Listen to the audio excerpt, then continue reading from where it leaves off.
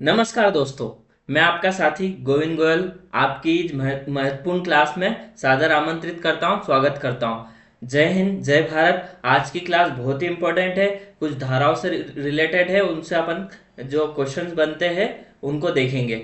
आइए मैं आपका स्वागत करता हूं अपने इस online platform smart study approach पे। चलते हैं अपनी क्लास की तरफ। घरेलू हिंसा पढ़ना अपने को, दहेज प्रथा पढ़ना, बाल विवाह और पोस्को एक्ट। ठीक है, चलते अपनी क्लास की ओर। जैसा कि आप लोग जानते हैं, हमारी एप्लीकेशन और हमारे जो चैनल है उस पर बहुत अधिक काम हो चुका है। बहुत सारा काम हम अभी कंटिन्यू कर रहे हैं। उसमें से आपको महिला पर्यवेक्षक के लिए, पोषण एवं स्वास्थ्य के लिए, पोषण एवं स्वास्थ्य के लिए जो भी स्टडी मटेरियल है वो हमारी एप्लीकेशन पर अवेलेबल हो चुका। उसके साथ प्रबंधकीय गुण जो खंड 3 का पार्ट है अपना महिला सुपरवाइजर में, उसके भी नोट्स अवेलेबल हो चुके हैं। और साथ ही मैं आपको बता दूं कि हमने 4 या 5 क्लास में प्रबंधकीय गुण की पूर्ण सिलेबस कंप्लीट कर चुके हैं, कुछ अपठित गद्यांश को छोड़कर। क्योंकि अपठित गद्यांश करवाने का टॉपिक नहीं, वो आपको स्वयं पढ़ना है और स्वयं को उसके क्वेश्चन लगवाना है। तो हमने प्रबंधकीय गुण की जो क्लासेस है वो 5 से 6 क्लास में पूर्ण सिलेबस कंप्लीट कर लिया। आप अधिक से अधिक उसको देखिएगा और समझने में आसानी होगी। कुछ कंफ्यूजन होता है तो आप हमारी टीम से संपर्क कीजिएगा। फिर वर्ग 2 शिक्षक वर्ग 2 मध्य प्रदेश में जो परीक्षा आने वाली है उसके लिए भी हमने स्टडी मटेरियल तैयार किया है और हमारी एप्लीकेशन पर अपलोड कर दिया गया है। देखिए आप ये तीनों जो स्टडी मटेरियल है उनका आप अपना फ़ायदा उठा सकते हैं। और इसके अलावा आपको कुछ भी प्रॉब्लम आती है तो हमारे दिए गए हेल्पलाइन नंबर पर आप संपर्क कर सकते हैं। पोषण और स्वास्थ्य की भी 1 या 2 क्लास बची हुई है। हम समय से हमारा टारगेट पूरा कर लेंगे कि आप लोगों को कोई दिक्कत ना हो। आने वाले 4 से 5 दिनों के अंतर्गत हम मध्य प्रदेश महिला पर्यवेक्षक की जो सिलेबस है उनको पूर्ण रूप से समाप्त कर देंगे। ठीक है, पोषण का कुछ 1-2 क्लास बची। प्रबंध की गुण जो मैंने आपको करवाया 4 से 5 क्लास में पूर्ण हो चुका है। ठीक है, चलते आगे। जैसा कि आप जानते हैं कि मैंने प्रबंध की गुण पढ़ा चुका हूं जो तृतीय खंड का हिस्सा है। ठीक है, आज हम द्वितीय खंड की बात करते हैं। क्योंकि मेरे ऊपर सर ने थोड़ी जिम्मेदारी सौंपी कि परीक्षा बहुत नज़दीक है, इसके लिए आपको थोड़ा और मेहनत करके थोड़ा सा और आप बच्चों को कुछ अधिकार वगैरह पढ़ा दीजिए। तो ठीक है, मैं द्वितीय खंड सामान्य ज्ञान तर्क शक्ति, ये 55 नंबर का है, उसमें से यूनिट 2 आपको पढ़ाने जा रहा हूँ, नियम अधिनियमों अधिकार। उसके अलावा मैं आपको थोड़ी महत्वपूर्ण जानकारी दे देता हूँ क्लास से रिलेटेड। यूनिट 3 जो शारीरिक संरचना सामान्य ज्ञान है, ये हमारे मैडम द्वारा अभी सुचारू रूप से क्लासेस चल रही है। कुछ समय में ये समाप्त होने वाली, करीबन 2 से 4 क्लास में समाप्त हो जाएगी। कंप्यूटर का सामान्य ज्ञान जो हमारे दिनेश सर है उनके द्वारा पूर्ण करवा दिया गया है। यूनिट 4 भी कंप्लीट हो चुकी। यूनिट 5 सामान्य गणित 8वीं से लेके जो ये आपका आना है, इसमें भी कुछ ही क्लास बची है, 2 या 4 क्लास बची है। आज से वापस गणित की क्लासेस रेगुलर हो जाएगी। ठीक है, सामान्य तर्क शक्ति भी साथ में चल रहा है। यूनिट पहली की बात करते हैं, सामान्य ज्ञान विभागों की योजना है। ये सर ने बोला था कि आप पढ़ा दीजिए, पर समय का अभाव है और इनमें समझने लायक कुछ भी नहीं है। सिर्फ ऐसा है कि आप इनको हमारा स्टडी मटेरियल में जाके आज के आज ही, मतलब आज शाम तक, हम आज शाम या सुबह तक कल की आपको इनका नोट्स प्रोवाइड करवा देंगे, जिसमें आप पढ़िएगा। अगर आपको कुछ समझ नहीं आता है तो हमारी टीम से संपर्क करिएगा और हम आपकी जो भी परेशानी है उसका निदान करने में महत्वपूर्ण रोल अदा करेंगे। ठीक है, चलते हैं नियम अधिनियम एवं अधिकार यूनिट 2 की ओर। उसमें अपने आप और हम पढ़ेंगे आज घरेलू हिंसा, दहेज का प्रतिरोध, बाल विवाह और जो पोस्को एक्ट है उससे संबंधित। इनको पहले क्यों कर रहे हैं? क्योंकि कुछ बच्चों का रिस्पॉन्स आया कि सर हमको ये कुछ समझ में नहीं आ रहा है, आप इनको थोड़ा समझा दीजिए। ठीक है, आपकी भी जो कुछ टॉपिक्स जो ऐसे बचे हुए जो आपको समझ में नहीं आ रहे हैं तो उनको आप हमारी टीम से संपर्क करिएगा। ये स्टूडेंट के द्वारा जो हमको उनका जो फीडबैक दिया गया है उनके आधार पर ही हम ये क्लास ले रहे हैं कि बच्चों ने हमसे फ़ोन लगा के हमको बोला गया कि सर इनकी क्लास आप ले लीजिएगा, हमको समझ में कम आ रही है। तो आपको भी अगर ऐसा चाहिए कि आपको कोई सी क्लास समझ में नहीं आ रही है, तो आप हमको टॉपिक लिख के पहुंचा दीजिएगा। उस टॉपिक के ऊपर हम हमारी टीम पूरा जो एनालाइज करेगी और एक महत्वपूर्ण क्लास आपको प्रदान करेगी। ठीक है, चलते हैं आज की महत्वपूर्ण क्लास है। 10 नंबर का ये पूरा यूनिट है, पढ़ने लायक यूनिट है। कुछ अधिकार है, कुछ महिलाओं से संबंधित है। तो आपको महिला सुपरवाइजर की आप तैयारी कर रहे हैं तो उसके अनुसार महिला और बच्चों से संबंधित जो अधिकार है वो आपको पता होना चाहिए। आप नॉर्मल व्यक्ति भी आप पढ़ाई चाहे कर नहीं रहे हो, आपके अधिकारों का आपका हनन ना हो, इसलिए आपको अधिकार पता होना चाहिए। चलो आज की क्लास शुरुआत करते हैं हम।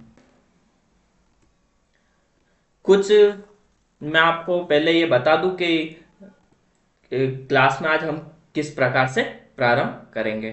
ठीक है, तो जो आईपीसी और सीआरपीसी है, जो धाराएं जो अपने पुराने समय में चलती थी, उनको 2023 के अधिनियम के द्वारा गृह मंत्रालय के अधीन जो अधिनियम आते हैं उनको हमने उनका नाम परिवर्तित कर दिया। जो बीएनएस, आईपीसी को बीएनएस कर दिया, भारतीय न्याय संहिता 2023, और सीआरपीसी को बीएनएसएस, भारतीय नागरिक सुरक्षा संहिता 2023। ये इनके नाम बदल दिए गए हैं। इनमें कुछ बदलाव भी किए गए हैं जिनको प्रभावी रूप से 1 जुलाई 2024 को लागू किया गया। एक बीएसए है 1872 का अधिनियम है, उसको भी नाम परिवर्तित कर भारतीय साक्ष्य अधिनियम 2023 रखा गया। आईपीसी जो भारतीय दंड संहिता थी, भारत एक लोकतांत्रिक देश है, इसमें दंड का कोई प्रावधान नहीं होना चाहिए, इसलिए हमने लोगों के दंड को हटाकर उसमें न्याय संहिता जोड़ा गया कि भारतीय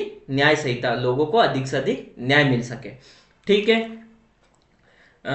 शुरुआत करते हैं घरेलू हिंसा। घरेलू हिंसा होती क्या है, तो मैं आपको जो मेरे द्वारा तैयार किया गया नोट्स है उसके माध्यम से बताता हूँ कि शारीरिक पीड़ा, किसी महिला को शारीरिक रूप से पीड़ा पहुंचाना, जीवन या किसी अंग को उनको खतरा महसूस होना कि हो सकता है मेरा जीवन समाप्त कर दे, या मेरे हाथ पांव में कुछ या हानि पहुंचा दे। लैंगिक दुर्व्यवहार, महिलाओं की गरिमा और उनका उल्लंघन, अपमान, तिरस्कार करना, उनको अपमान करना, उनको तिरस्कार करना मतलब उनको कुछ समझना ही नहीं कि ठीक है आप जो हो ठीक है।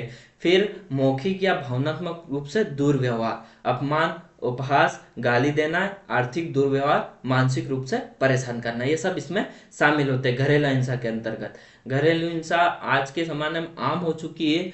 मैं आपसे महिलाओं से निवेदन करता हूं कि आपके ऊपर ये हिंसा होती है तो आप इनकी आवाज उठाइए। और दूसरी ये भी अपील करता हूं आप लोगों से कि कोई भी पुरुष जो आपको परेशान नहीं कर रहा है, कृपया करके आप अपने फायदे के लिए उनको परेशान ना करें, क्योंकि जीवन बहुत मुश्किल से मिलता है। किसी हो सकता है कोई व्यक्ति इसके तनाव में आकर आत्महत्या तक कर लेता है। आपको अभी उदाहरण देता हूं मैं। इंदौर की एक घटना है जो अभी अभी फिलहाल की हाल ही की घटना है। उसमें महिला से उत्पीड़ित होकर, जो पत्नी से उत्पीड़ित होकर और उसके सास ससुर से उत्पीड़ित होकर व्यक्ति ने आत्महत्या कर ली है। तो इस प्रकार की कोई घटना या दुर्घटना ना हो, तो महिलाओं से हाथ जोड़ के विनती है कि आप किसी के ऊपर गलत इल्जाम ना लगाएं। आपके ऊपर हिंसा होती है तो आप उसका डटकर सामना करें, पर किसी के ऊपर पैसे के चक्कर में या आपके कुछ पारिवारिक संबंध में, कि आपके पारिवारिक झगड़ा है उसके संबंध में आप ऐसी कार्रवाई ना करें जिससे कि आप किसी व्यक्ति की जान चले जाए। ठीक है,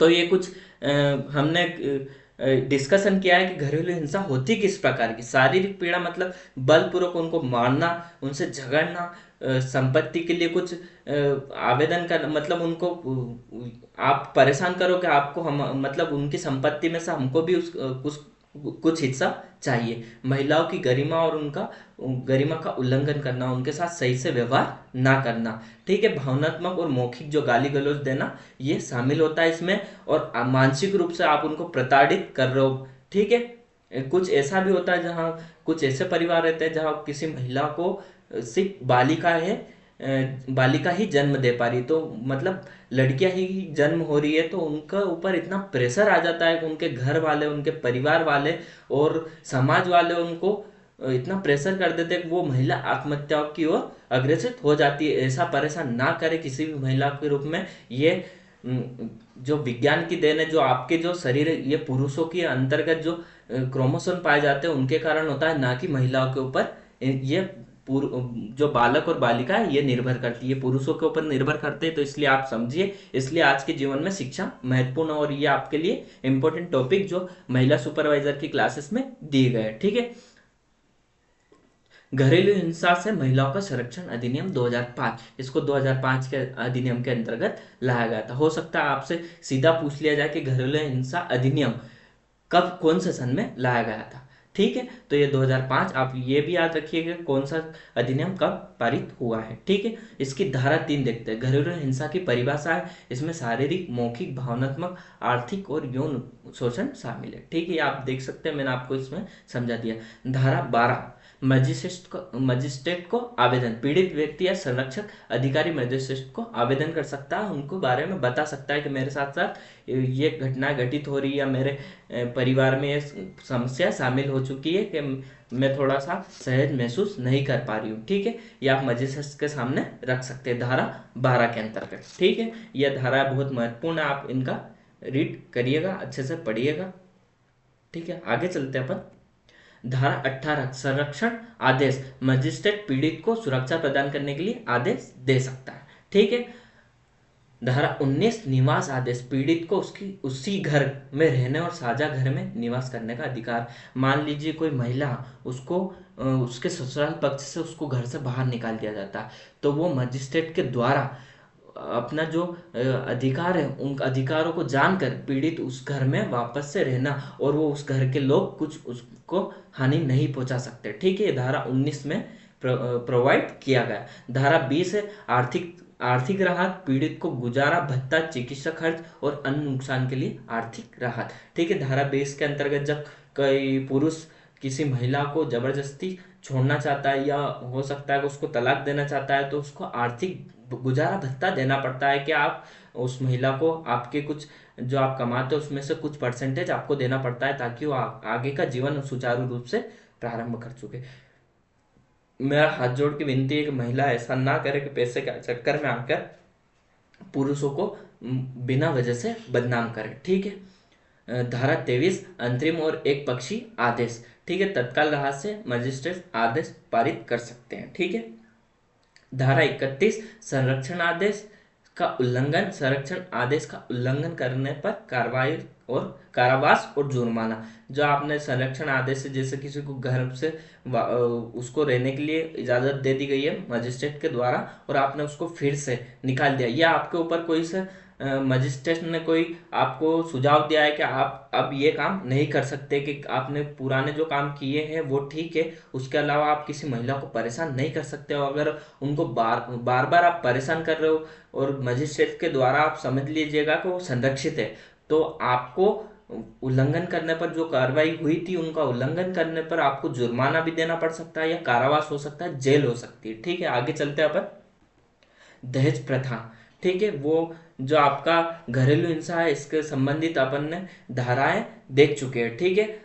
कुछ मैं माफ़ी चाहूँगा कि मेरे लोकल लैंग्वेज में थोड़ा बहुत कुछ वर्ड निकल जाते हैं, क्योंकि मेरा बैकग्राउंड, मेरे परिवार में अभी मेरे दादा दादी का आशीर्वाद हमारे ऊपर बना हुआ है, तो वो उनका जो बैकग्राउंड है वो गांव से थे, इसलिए मैं माफ़ी चाहता हूँ कि मैं चाह रहा हूँ कि अधिक से अधिक सुधार कर करता रहूं। ठीक है, तो कुछ ऐसे वर्ड जो लोकल लैंग्वेज में निकल जाए तो आप मेरे को क्षमा, मैं आपसे क्षमा प्रार्थी हूँ। ठीक है, आगे चलते हैं। दहेज प्रथा।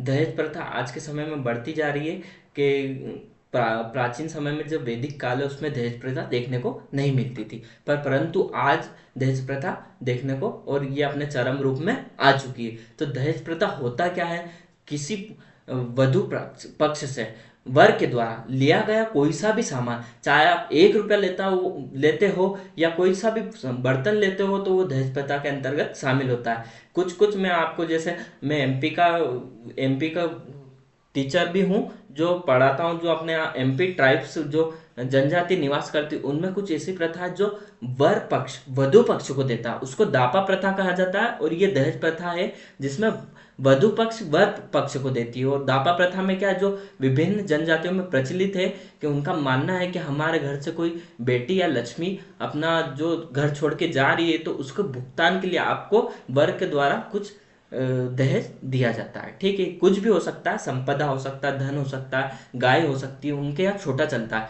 क्योंकि वो इतने सक्षम नहीं होते, तो वो हो सकता है बकरी दे दे, गाय दे दे। तो ये उनकी प्रथा है। दहेज प्रथा आज की विभिन्न प्रथाओं में एक कुरीति प्रथा है जिसके द्वारा समाज कहीं और जाकर खड़ा हो चुका है। अब जैसे कुछ ऐसी महिलाएं भी हैं, उनसे भी मैं निवेदन करना चाहता हूं कि अपने स्वार्थ के लिए किसी पुरुष या किसी परिवार को समाप्त ना करें, उनके ऊपर कोई दहेज प्रथा का आरोप ना लगा। और पुरुष को भी मैं सावधान करना चाहता हूं कि आप जो समझते हो शादी से आप आपको लगता है कि 1 साल तक वो जो महिला है वो नवविवाहित है, नहीं, ऐसा नहीं है। नवविवाहित की डेफिनेशन के अंतर्गत जिस महिला की शादी हुई उससे 7 साल तक, कितने, 7 साल तक, शादी से 7 साल तक वो महिलाएं नवविवाहित महिलाएं कहलाती, चाहे उसके बच्चे हो गए हो नहीं हुए, 7 साल तक वो नवविवाहित महिला के अंतर्गत आती है, नवविवाहित वधु आती है। ठीक है, तो इस साल के अंतर्गत 1 से लेके, या जब शादी हुई उसके अंतर्गत आप अगर उनको परेशान करते हो 7 साल तक, तो वो आपके ऊपर दहेज प्रथा लगा सकती है। 7 साल तक मतलब आप मान सकते हो कि आप कितने बंधे हो। पुरुष पुरुष को बोल रहा हूँ कि वो शादी से लेके 7 साल तक किसी भी रूप से अपनी महिला मतलब जो अपने जीवन साथी उसको परेशान ना करे। वो नवविवाहित होती है, उनकी बातें पहले सुनी जाती है। ठीक है, तो मैं आपको कुछ पारिवारिक जानकारी भी देता रहूंगा। ठीक है, आगे चलते हैं। दहेज प्रतिषेध अधिनियम 1961, ये इनकी सन याद रखिएगा, ये कब लाया गया था और कब लागू हुआ। तो आगे चलते हैं अपन। धारा 2, दहेज की परिभाषा, विवाह के लिए या विवाह के संबंध में दी जाने वाली संपत्ति या मूल्यवान प्रतिभूति। ठीक है, जैसा कि मैंने आपको बता दिया है कि पैसे का लेन देन हो, चाहे सामान हो, कोई बर्तन हो, या और ऐसा कोई सामान जिसके द्वारा दहेज की परिभाषा के अंतर्गत शामिल होता है। ठीक है, ये धारा 2 के अंतर्गत आती है दहेज की परिभाषा।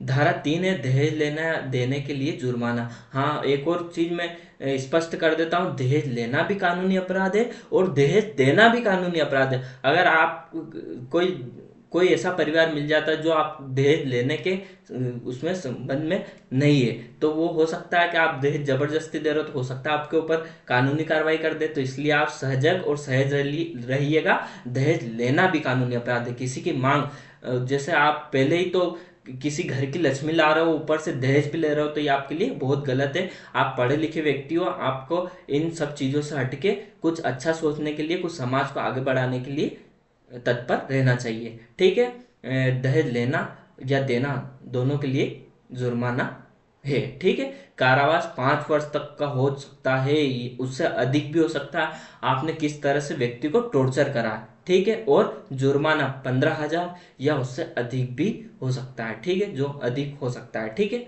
आगे चलते अपन। धारा 4, दहेज मांगने के लिए जुर्माना, कारावास 6 महीने या 2 वर्ष तक। ठीक है, जुर्माना 10,000 तक। अगर आप दहेज मांगते हो, कोई गाड़ी मांगते हो, फॉर्च्यूनर मांगते हो, आजकल लोग बाग ऐसे हो चुके हैं, सोशल मीडिया के द्वारा मैं बोलना तो नहीं चाह रहा हूँ, जिनके पास पेट्रोल डलवाने के पैसे नहीं है वो भी आजकल गाड़ी की मांग रखते हैं। ठीक है, आगे चलते हैं। धारा 4A, दहेज मांगने के लिए विज्ञापन या प्रतिबंध। ठीक है, कारावास 6 महीने या 5 साल तक, जुर्माना 15,000 तक। ठीक है, आगे चलते हैं। धारा 498A, भारतीय दंड संहिता, जिसका नाम बदल कर अब कर दिया BNS, भारतीय न्याय संहिता 2023। ये याद रखना, ये पॉइंट यहाँ पे थोड़ा सा PDF में गलत आ गया, पर मैं आपका इसका करेक्शन करवा रहा हूँ। ठीक है, तो ये भारतीय न्याय संहिता के अंतर्गत शामिल हो चुका है।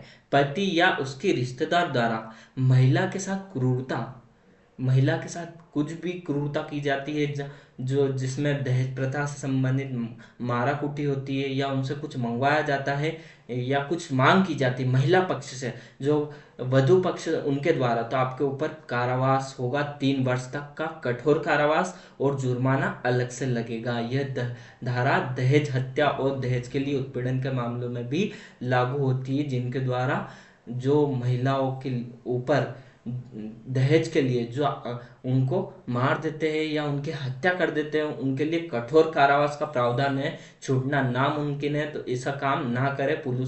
पुरुषों से मेरा निवेदन है, और महिलाओं से भी निवेदन है कि कोई जानबूझकर किसी पुरुष के ऊपर इतने घिनौने जो अपराध है उनके ऊपर ना जाए कि आप उनको जबरदस्ती बदनाम करने के लिए, कुछ चंद पैसों के लिए या चंद रिश्ते दूसरे के वजह से खराब हुए, उसके लिए आप अपने पति या अपने परिवार के प्रति कुछ भी ऐसा कदम ना उठाए। महिलाओं से आजकल के ज़माने में ऐसा केस देखने को आते हैं कि कुछ तो केस सही होते हैं जिसमें महिला को उत्पीड़ित किया जाता है, पर कुछ मान लो अपन मान के चलते लगभग 10% या 15% ऐसे केस है जिसमें पुरुषों की कोई गलती नहीं होते हुए भी वो सजा भुगत रहे हैं। ठीक है, तो ऐसा ना करें।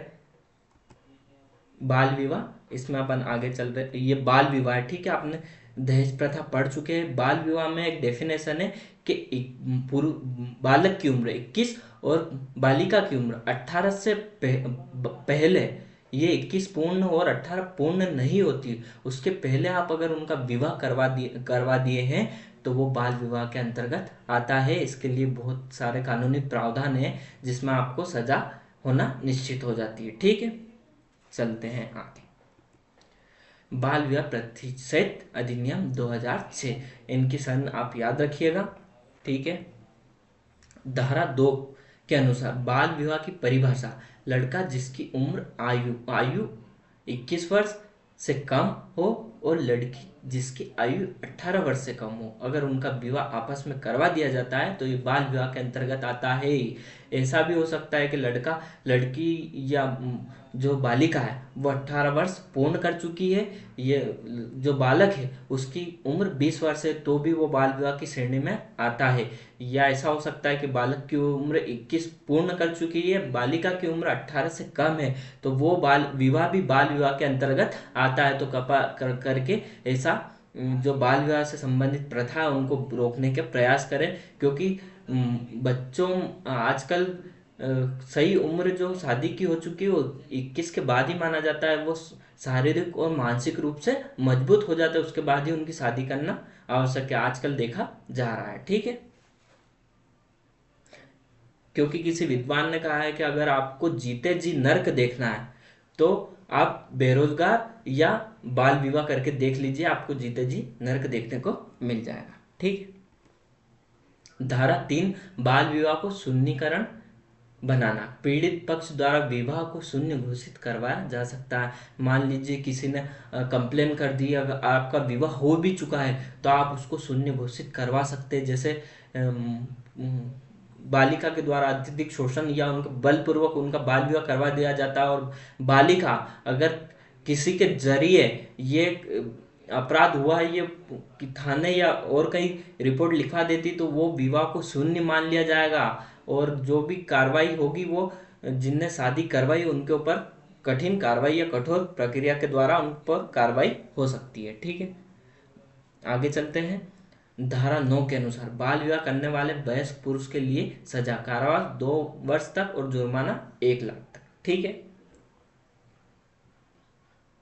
इसमें ऐसा है कि जैसे कोई पुरुष 25 या 30 साल का हो चुका है, वो छोटी बालिका से शादी कर रहा हो। ठीक है, धारा 10 के अंतर्गत आता है बाल विवाह कराने वाले या उसमें शामिल होने वाले व्यक्ति के लिए सजा है कारावास 2 वर्ष और जुर्माना 1 लाख रुपए तक। इसमें जुर्माना बहुत अधिक रहता है, तो आप देखिएगा शादी में शामिल कौन होता है, चाहे वो हलवाई हो, अगर उसको पता है कि बाल विवाह हो रहा है तो वो उसके सजा का भागीदारी बन जाएगा। हलवाई हो, टेंट वाला हो, या बैंड वाला हो, या और कोई सा जो उस शादी में प्रत्यक्ष रूप से शामिल हो रहा है या किसी कार्य के लिए शामिल हो रहा है, घर वाले तो दूर की बात है, पहले इनको पकड़ा जाता है कि आप इसमें शामिल, चाहे वो पंडित हो। ठीक है, तो ये आप ध्यान रखिए, करवाने वाले और करने वाले भी इसमें शामिल होते हैं। आगे चलते, धारा 11 के अनुसार बाल विवाह को बढ़ावा देना या अनुमति देने वालों के लिए सजा कारावास 2 वर्ष और जुर्माना 1 लाख रुपए तक। बहुत सारे इसमें जुर्माना लगता है, इसलिए आप आज भी ग्रामीण क्षेत्रों में बाल विवाह चरम सीमा पर है और वो बढ़ता जा रहा है। इसलिए आप थोड़ा ध्यान रखिएगा कि आसपास में होने वाले विवाह की जानकारी रखिए। आप पढ़े लिखे हैं, माना कि वो उनके धन का थोड़ा लॉस होता है, पर समय का भी एक क्राइटेरिया होता है कि आप उनका बाल विवाह ना करें। ठीक है, पोस्को एक्ट 2012